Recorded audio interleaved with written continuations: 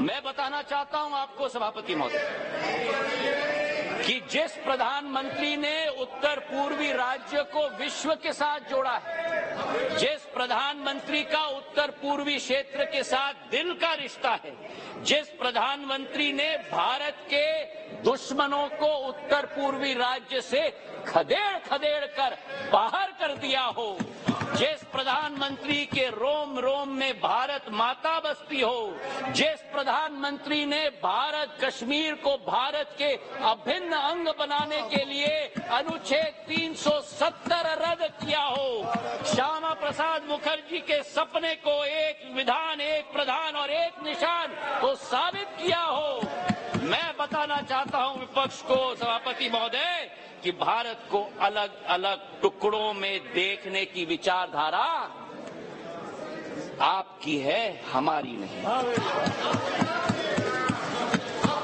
हमारे सभापति महोदय, बैठो बैठो बैठो, आराम से बैठो। आपने ही चेंज कराया मुझे, कान खोल के सुन लो, सत्य सुन लो, आपने ही चेंज कराया। अब मेरा मुंह मत खुलवाना। सभापति महोदय, जिस अविश्वास प्रस्ताव को ये लेके आए, इसका सत्य देश की जनता के समक्ष होनी चाहिए। जिस तरह से एक एक वर्ग का विश्वास तोड़ा गया है और जिस तरीके से प्रधानमंत्री जी ने एक एक वर्ग का अविश्वास को विश्वास में परिवर्तित किया है, वो सत्य आज इस सदन के द्वारा देश की जनता के समक्ष जानी चाहिए। किसान, सभापति महोदय, इस देश की रीढ़ की हड्डी है।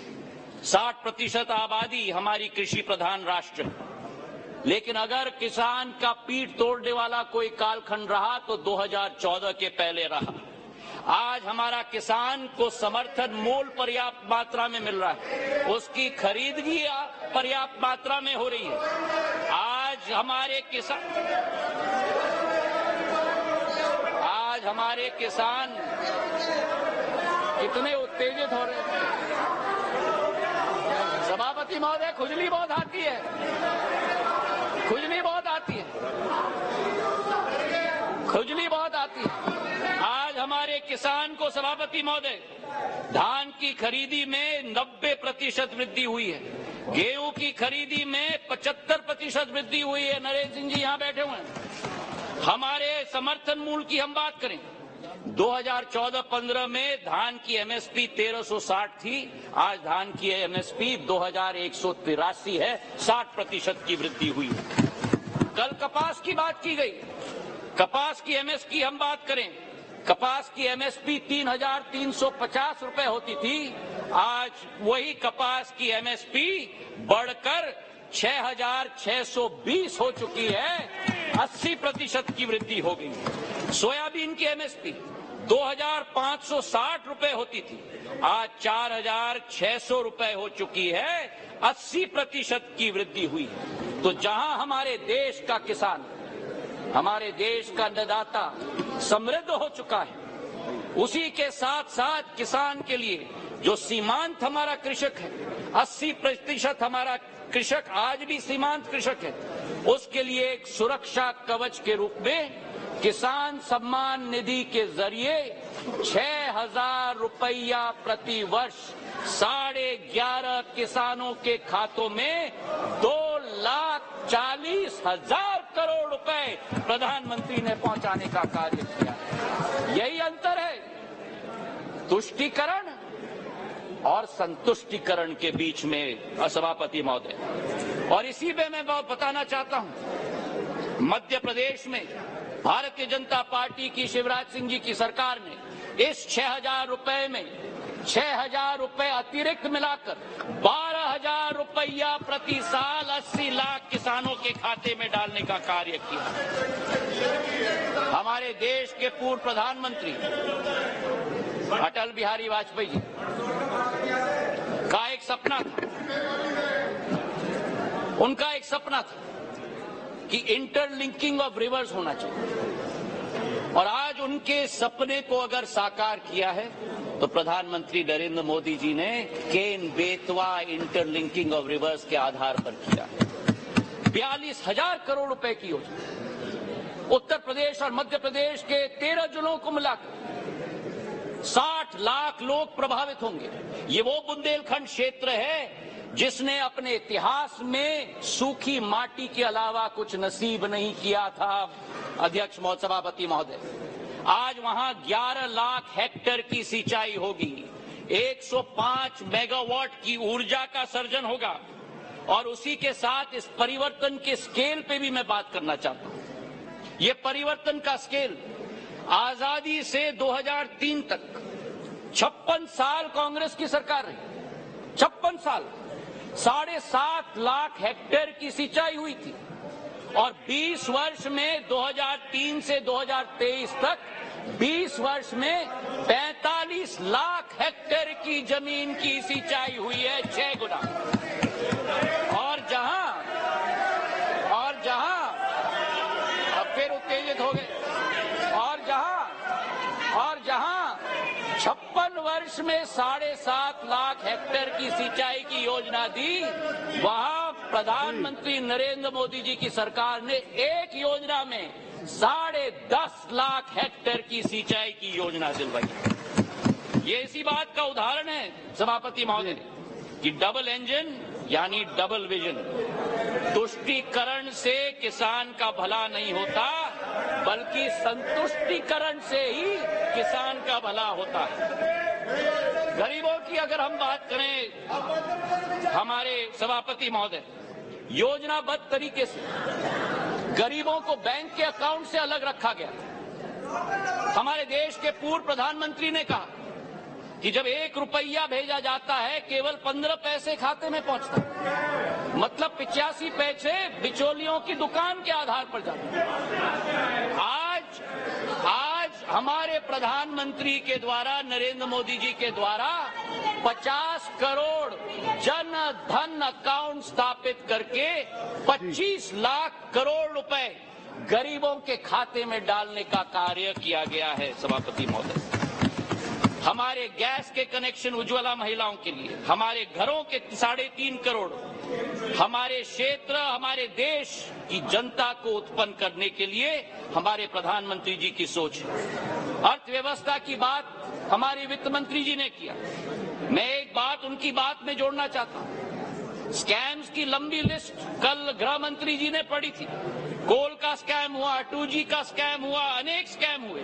और आज मैं बोलना चाहता हूं कि जिस राह पर इंडिया नहीं लेकिन भारत चल रहा है प्रधानमंत्री जी के नेतृत्व में, जहां कोई निजी हित नहीं होगी, केवल राष्ट्र हित होगी, उसी संकल्प के साथ हम लोग आगे चल रहे हैं।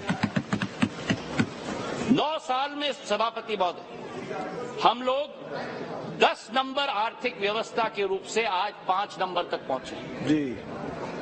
ये एक बहुत बड़ी उपलब्धि है। लेकिन आज मुझे आश्चर्य है जब कहा जाता है कांग्रेस के एक नेता के द्वारा कि इस क्षेत्र में ओवर कॉन्फिडेंस देखिए कांग्रेस की। नेता बयान देते हैं कि सरकार चाहे किसी के भी हो, लेकिन भारत को तीसरी सबसे बड़ी अर्थव्यवस्था बनना तो अरिथमेटिक इनएविटेबिलिटी है। तो ये इनएविटेबिलिटी की गारंटी आपने 9 साल पहले क्यों नहीं दी? कांग्रेस की सरकार के समय आजादी से आज तक 67 वर्षों में हम लोग केवल 12 नंबर से 10 नंबर पर पहुंचे, और जब 9 साल में 10 नंबर से हम 5 पर पहुंच जाए तो अरिथमेटिक इनएविटेबिलिटी बन जाती है। ये दोगली नीति कहां से हुई? और आज हमारे दोस्त अमोल कोले जी ने पर कैपिटा इनकम की बात उठाई। मुझे खुशी है उन्होंने उठाई। आपको आश्चर्य होगा सभापति महोदय ये सुनते हुए कि भारत 67 सालों में भी सब साउथ अफ्रीका की पर कैपिटा इनकम को हमने पार नहीं किया। जब इनकी सरकार होती थी 9 साल में पर कैपिटा इनकम आज डबल हो चुका है सभापति महोदय। हमारी सोच और विचारधारा, बैंकिंग सेक्टर की हम बात करें, बैंकिंग सेक्टर देश की रीढ़ की हड्डी होती है और लोन्स तो इनके समय में बच्चों का खेल हो गया था। एक कहावत थी कि फोन पर लोन, ये स्थिति हो गई थी। 5.5 लाख करोड़ से ज्यादा एनपीए का पहाड़ छोड़ के गए थे। आज उसकी सफाई अरुण जेटली जी ने और निर्मला सीतारमण जी ने करके देश को आगे बढ़ने के लिए कैपेक्स की एक नई रचना की शुरुआत की। कभी हम कल्पना कर सकते थे कि भारत में 10 लाख करोड़ रुपए का कैपेक्स का प्रोग्राम होगा और इंफ्रास्ट्रक्चर का कैपेक्स का प्रोग्राम भी ऐसे कि 10 साल में 15,000 किलोमीटर की रेलवे लाइन बनी और एनडीए सरकार के समय में 26,000 किलोमीटर की रेलवे लाइन बनी। हाईवे की निर्माण की बात करें तो 67 वर्षों में 91,000 किलोमीटर के हाईवे और 9 वर्षों में गडकरी साहब जी यहां बैठे हैं 55,000 किलोमीटर की हाईवे 9 सालों में 1,45,000 किलोमीटर की हाईवे बनी। और यही स्थिति सिविल एविएशन के क्षेत्र में 74 एयरपोर्ट 67 वर्षों में और 148 एयरपोर्ट 9 वर्षों के अंदर। और इसी के साथ जो हमारा पावर डेफिसिट कंट्री था आज पावर सरप्लस हो गया है। हम लोग स्टील इंपोर्टर होते थे आज स्टील एक्सपोर्टर बन गए। 216 गीगावाट से 420 गीगावाट पर पहुंच चुके हैं। कोल के मामले में 565 बिलियन टन से 900 मिलियन टन और इस वर्ष 1 बिलियन टन का उत्पादन देश करेगा कोल का। सभापति महोदय, मैं ये कहना चाहता हूं कि ये अरिथमेटिक इनएविटेबिलिटी नहीं है। आज भारत जो 2014 में 5 मिनट और 2014 में दूसरे देशों पर निर्भर होता था, प्रधानमंत्री जी ने आत्मनिर्भरता का सिग्नल दिया। जिस देश में हम लोग झोली निकालकर वैक्सीन की भीख मांगते थे, आज उसी भारत में 2 वैक्सीन का आविष्कार होता है और उत्पादन होता है। 220 करोड़ टीके लगते हैं, कोविन का एप्लीकेशन लगता है, एप्पल से एयरबस मैन्युफैक्चरिंग फैसिलिटी लगा रही है, सेमीकंडक्टर से चंद्रयान 3। आज भारत का तिरंगा झंडा भारत में नहीं विश्व में नहीं चांद पर लगाने का संकल्प प्रधानमंत्री जी का है। ऑटो के सेक्टर में 7 नंबर से 3 नंबर, टेलीकॉम के सेक्टर में 12 नंबर से 2 नंबर। ये अरिथमेटिक इनएविटेबिलिटी नहीं है, ये सशक्त नेतृत्व और दक्षतापूर्ण सरकार का परिणाम है। मेरे सभापति महोदय, प्रधानमंत्री जी का संकल्प है कि तीसरी पारी में भारत वे वर्ल्ड क्लास इंफ्रास्ट्रक्चर गांव-गांव तक हम पहुंचाएंगे, ये मोदी जी की गारंटी है। तो आज सभापति महोदय, ये स्वच्छ इंडिया अभियान की बात कर रहे हैं। ये कहते हैं कि नफरत के बाजार में मोहब्बत का दुकान लाएंगे। इनका दुकान तो भ्रष्टाचार का दुकान है, झूठ का दुकान है, तुष्टीकरण का दुकान है, अहंकार का दुकान है। केवल का नाम दुकान का बदलते हैं, सामान वही है। राहत इंदारी जी का के शब्द मुझे याद आते हैं कि नए किरदार आते जा रहे हैं मगर नाटक पुराना चल रहा है। मैं ये कहना चाहता हूं कि अधीर रंजन चौधरी जी ने स्वयं कहा कि ये मजबूरी का गठबंधन है। मैं उनको कोट करना चाहता हूं। उन्होंने एक इंटरव्यू में कहा था, अधीरदा ने, सबको लगा है कि इस समय जो मोदी शाह का जगरनॉट चलते हैं, सबको लगा है कि इस समय जो मोदी शाह के जगरनॉट चलते हैं, सबको एकजुट होना जरूरी है। ये मजबूरी है, पॉलिटिक्स में तो मजबूरी रहती है। आज ये अविश्वास प्रस्ताव इसलिए लेके आए हैं। मैं ये पूछना चाहता हूं कि कौन सी इंडिया की आवाज ये उठाते हैं जब विदेश जाकर 2 इंडियाज की बात करते हैं? ये कौन सी इंडिया की आवाज उठाते हैं जब गलवान में हमारे सेना के शौर्य और उसी के साथ सर्जिकल स्ट्राइक पर उंगली उठाते हैं?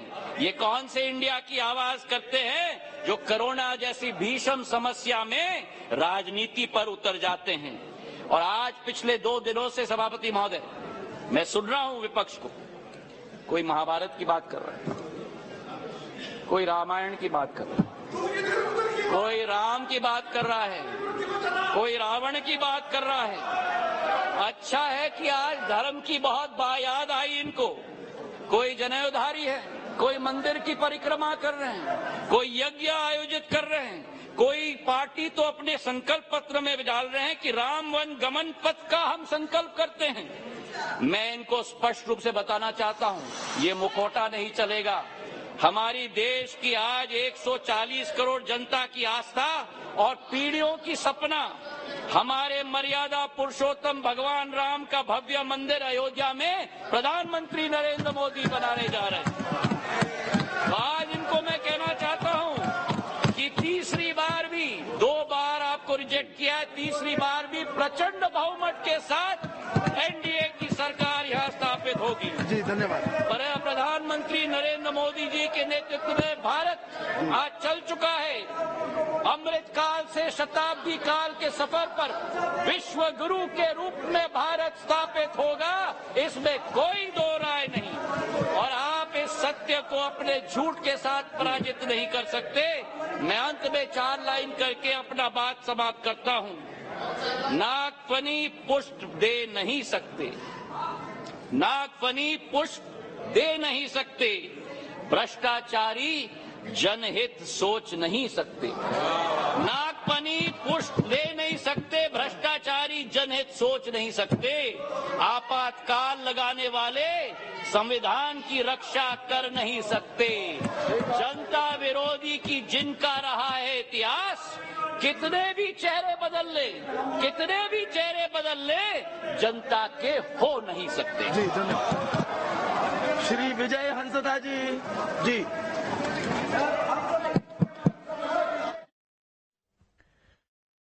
सिंधिया को आपने सुना, अविश्वास प्रस्ताव पर उन्होंने अपनी बात रखी और किस तरीके से इस सरकार ने काम किया और विपक्ष में रहते हुए किस तरीके से कांग्रेस पार्टी देश को ले जाना चाहती है, इंडिया गठबंधन को लेकर जिस तरीके से आगे बढ़ रही है, उन चीजों पर भी निशाना साधा गया ज्योतिरादित्य सिंधिया की तरफ से। हालांकि बीच बीच में लगातार उन पर तंज कसने की कोशिश की जा रही थी, बीच बीच में लगातार उनको लेकर बयानबाजी हो रही थी, क्योंकि ज्योतिरादित्य सिंधिया कांग्रेस पार्टी का ही